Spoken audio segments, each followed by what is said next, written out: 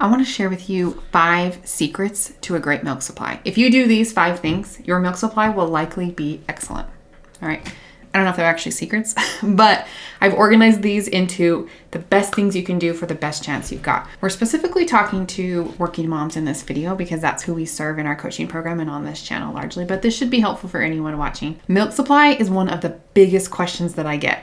And I think one of the biggest reasons that working moms reach out for help from us, everyone wants a solid and predictable milk supply, right? We want that for you too, right? We've worked with over 200 mothers now, transition back to work and master their milk supplies within that first year postpartum. If that's interesting to you or you want some coaching help like that, there's an application down below to fill out. But let's jump in. I want to give you 5 tips to mastering a good milk supply. Number 1 is to start early. All right. And I know if you're already a ways in and you weren't able to get started early or in the way that you wanted to, you might feel like you missed the boat here. But no matter where you are, starting right now is better than starting 3 days from now. Okay. So take that with a grain of salt here. The best bet though for a solid milk supply is that you need to start with frequent milk removal soon after birth. Okay. With a baby or a pump, just start. Your post-birth hormones will help you out a bit in the beginning, but supply and demand is key too. And I think I'll do another video soon talking about your milk supply regulation. We often hear that kind of 12-week mark is where your milk supply regulates and things come out, but you know, whatever. But your hormones are helping you out right after birth. So utilizing that and taking advantage is your best bet to establish a good milk supply. I know it's hard because early postpartum is exhausting. Okay, birth doesn't always go as planned. And especially if your baby ends up in the NICU or isn't breastfeeding well, it can get really complicated. And the first few weeks though, make such a huge difference in your long-term milk supply. So start expressing milk as early as possible and getting on that schedule using a baby or a pump, whatever meets the goals that you're looking for. Start early. Number 2 is to express milk well. All right.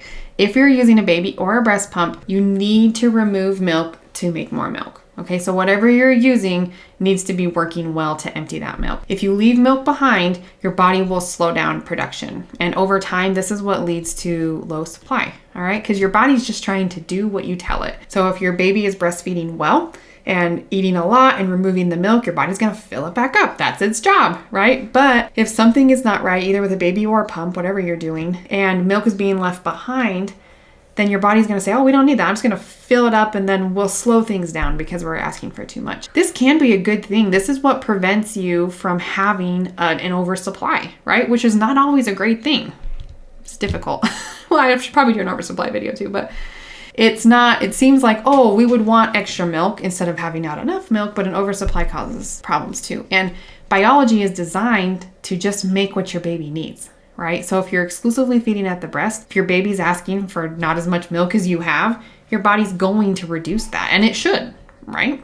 All that to say, expressing milk well and emptying the breast is really important. Now, do not go crazy here and start expressing every drop possible, everything available, catching all the milk that ever comes out. You can drive yourself crazy that way. And that's how we end up seeing some oversupplies that were not intended. And now we have to deal with them on that end. So don't go crazy in this, but it is important that things are working well. If you're exclusively breastfeeding or primarily breastfeeding and they're not removing milk efficiently, then a visit or 2 with a lactation consultant is a really, really good idea, right? We have to help the baby learn how to do that well. Okay. Come up with a plan. I'm an IBCLC, but I don't do any of the breastfeeding help. So you find someone local to you or someone virtual. A lot of virtual visits happen now, and make sure you have a plan that we're helping the baby to remove milk efficiently. If you're pumping often, utilizing this tool to empty your breasts effectively is key. It's usually not as simple as like plug and play where you just put the pump on and go and it works. Sometimes when you're really early postpartum, it can be that way because you're just like a milk machine. There's just like milk everywhere, and anything that happens like a wind blowing through can express a bottle of milk, you know. But we find that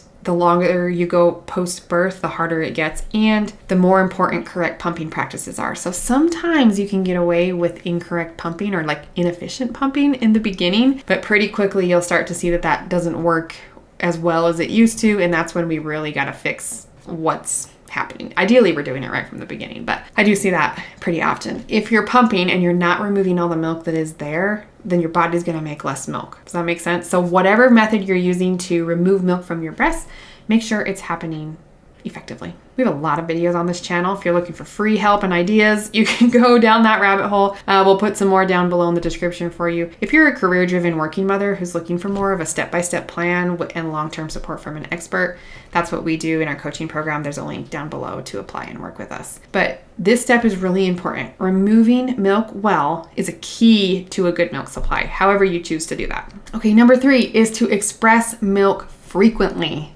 Okay, this is huge.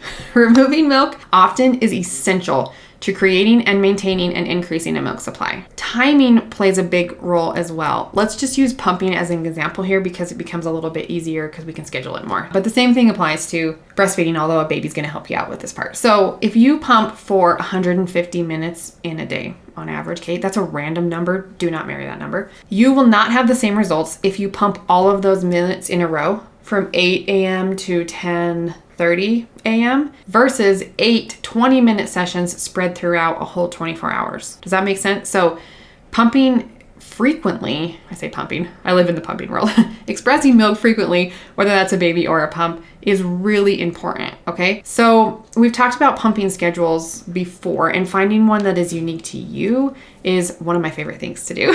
There's nothing set in stone or a gold standard. I know if you Google pumping schedules, you'll come up with some ideas or just a standard, or there's a lot of stuff on Pinterest out there too. But you can actually create a schedule based on your current milk supply, your breast storage capacity, so how much milk your breast can hold, where you want your milk supply to be, and then whatever barriers you have in your life that are making that hard. So actually there's a good video, I'll link it down below, called How to Pump Less. And I'm not saying pump less because obviously this bullet point is to pump frequently, but it talks in there about breast storage capacity and how creating a schedule that works for you is a good idea. And who doesn't want to pump less? If you can, do it. This also includes expressing throughout the night. So in the first several months, whether you're using a baby or a breast pump to empty your breast, having a really long stretch in the night is probably a bad idea for your long-term milk supply. It might look okay in the moment if you're like, oh, I cut out my night pump and everything's fine. But we have noticed that the earlier you cut out nighttime pumping, the more it affects your long-term milk supply, okay? There are a lot of good things that happen at night, and you know, feeding a baby at night can be a little bit easier than pumping, I think, especially if breastfeeding's established. So that's what a lot of moms that I work with tend to do is to feed their babies at night. But if you're exclusively pumping, or if pumping seems easier for some reason, just to set a realistic expectation, we're probably not going to be able to cut that out at night very soon if you have long-term breastfeeding goals. Sorry. Number 4 is consistency. Consistency is key. Okay, you really don't get to take a break, and I'm really sorry. Don't shoot the messenger, right? I know it's hard.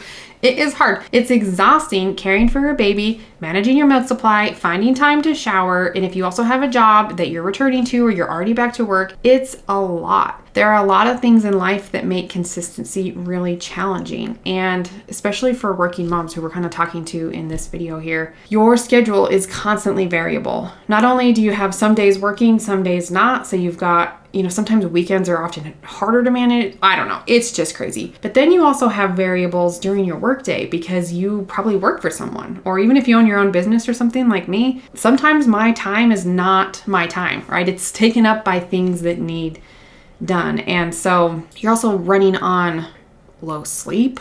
If you have other children, I mean, it's just like, and then on top of all that, you got to like balance all of your brain space and your brain power and managing all of these things, and then also remembering to pump. It's a lot, but consistency is key. If you take a break, and I hear this sometimes, right? And again, I'm not here to judge. I get that life is crazy, and if you took a break for whatever reason, sometimes this happens early postpartum when everything is just really overwhelming. Sometimes it's a vacation or a weekend that was really busy or something like that, or just a crazy week at work. If you take a break from expressing milk, your milk supply will decrease. It just will. Your body is designed to do what you tell it to do. So if you tell it that you need less milk, by losing that consistency, it will make you less milk. I know it's really hard to push through the tough times. I coach moms through this every day. It's really hard. But if you have long-term breastfeeding goals, you have to do it.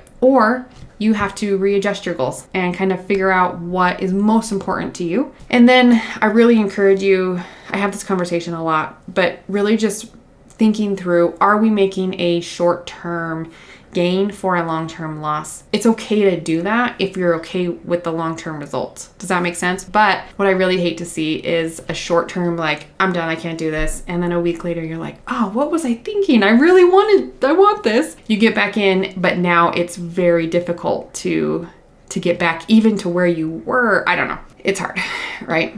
Going back to work, managing a milk supply is complex, not only logistically, but mentally and emotionally as well. Every day can be a roller coaster of new obstacles and emotions. I get it. I've been there. I feel for you. But consistency is key to a good milk supply. Number 5 is to think big picture. We've already touched on this a little bit, but just make sure that you're not taking that short-term gain for a long-term loss. Early postpartum especially is where this happens a lot. Your milk supply can be really hormonally driven, so it can be tempting to kind of utilize that to skip sessions or to ditch night expressions early, but this will likely hurt you in the long run. If you're on maternity leave, it can also be easy to think you're set for smooth sailing. Things are going well. But by the time many mothers return back to work, it often is the same time that milk supply becomes heavily dependent on supply and demand. And I think this is where we see a lot of mothers start struggling with milk supply, especially when we start adding in a new skill like a breast pump, and we're relying on a breast pump part of the time to manage our milk supply, particularly when we've been relying heavily on a breastfeeding baby to manage the milk supply on maternity leave. The 12-week maternity leave in the US corresponds very unfortunately with the time that the milk supply starts making that transition. So what I see happen a lot is maternity leave is going fairly smoothly. It always has bumps and ups and downs, right? And then when we go back to work, now our supply is dependent on supply and demand. The breast pump isn't working great, and things just kind of becomes a disaster, either very quickly or kind of like a slow and steady decline into the pit of madness and despair. And that's what we don't like.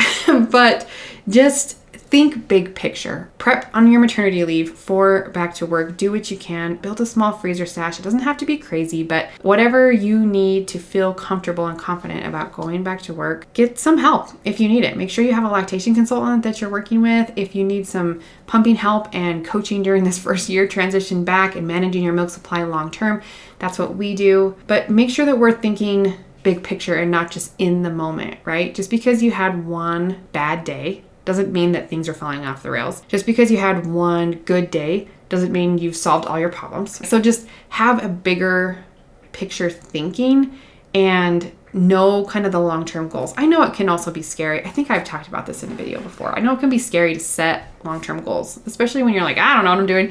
What if this doesn't happen and I set a goal and now I failed and now I'm going to feel terrible about it? But kind of keeping the long view in mind, knowing that we may adjust, and that's totally fine too. It's okay to adjust, and life happens. It's okay to let that happen. But having a bigger picture view can be really important too. If you have a career or a job that's really important to you and you're working on a big project and it's being hard to maintain a pumping schedule, let's just throw that scenario out there. Having a big picture thinking is essential for you, because it's like, okay, either I need to focus on this big project at work because this is the big picture thing that is going to make me happy in the end, or do you want to focus on breastfeeding because you know you have these long-term goals, and remember the why of why we're doing this, remembering why this is important to you and to your baby, and knowing that this work project will likely be short in the big picture. Does that make sense? And to be honest, it doesn't matter to me. I don't care how long you feed your baby. I don't care, what choices you make that work for you. I only care about that you are making educated decisions and that you have all the information and that you're not making really narrow-minded choices and forgetting the big picture, especially if you have long-term breastfeeding goals that are really important. It can be so easy to get stuck in your head, especially without some help there. So just to kind of summarize these tips and ideas that we've been talking about. Step 1, we really need to understand how milk supply works by starting early, expressing milk effectively and frequently. That's step number 1. That's key. Early, effectively, and frequently. Okay, I think I just covered 3 points right there in that sentence. Step 2 for me is really understanding the difference between a baby and a breast pump. I think, and probably another good topic for a video, I'll put that on my list. But they're not the same. It's 2 different skills, and we need to really understand how milk supply is managed with a baby and how it's managed with a breast pump and the differences there, okay? Because that's going to be important depending on how you choose to express your milk, on what things need to be in place so that's working correctly. And then step number 3 is to adjust accordingly. The only predictable thing in your scenario is that things will likely be unpredictable.